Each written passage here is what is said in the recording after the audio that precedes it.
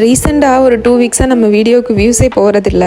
என்னடான்னு பார்த்தா என் மேலே தான் மிஸ்டேக் இருக்குமோ, நான் தான் வீடியோ எடிட்டிங்கில் ஏதாவது தப்பு பண்ணுறேனோ, அப்லோடில் ஏதாவது தப்பு பண்ணுறேனோன்னு ரொம்பவுமே விக்ஸ் ஆகிட்டேன். பல சர்ச்சிங்க்கு அப்புறம் தான் எனக்கு தெரிஞ்சுது காப்பிரைட் ஸ்ட்ரைக் வந்துச்சுன்னா கொஞ்ச நாளைக்கு வியூஸ் போகாதாமே. இதுக்கப்புறம் யூடியூப்போட கைட்லைன்ஸ் எல்லாம் தெரிஞ்சுட்டு வீடியோஸ் போடலான்னு ஓன் வாய்ஸ் கொடுக்க ஸ்டார்ட் பண்ணியாச்சு. கிச்சனில் கவுண்டர் டாப்பெல்லாம் கொஞ்சம் க்ளீன் பண்ண வேண்டிய வேலை இருந்துச்சு, அதை தான் பார்த்துட்டு இருந்தேன். கிருஷ்ணாவும் ஹர்த்திக்கும் வேற ஒருத்தர் சண்டை போட்டுட்டு என்கிட்ட வந்து கம்ப்ளைண்ட் சொல்லிட்டு இருந்தாங்களா மாற்றி இதுதான் சான்ஸ்ன்னு அவங்களையுமே என்னோட வேலையில் இன்க்ளூட் பண்ணிட்டேன். ஹவுஸ் கிளீனிங் ஒர்க்கெல்லாம் முடிச்சுட்டு கொஞ்சம் வெளியே போக வேண்டிய வேலை இருந்தது. பேங்க்கு, ஹர்த்திக்கோட சித்தி வீடுன்னு அங்கே இங்கேன்னு ரவுண்ட்ஸ் போயிட்டு எங்கள் ஒர்க்கெல்லாம் முடிச்சுட்டு அவங்க எனக்கு செஞ்ச ஹெல்ப்புக்காக ஒரு காம்ப்ளிமெண்ட்ரியாக ஒரு விஷயத்த பண்ணி கொடுத்துட்டு அதோட எங்கள் டேவை ஹாப்பியாக முடிச்சாச்சு.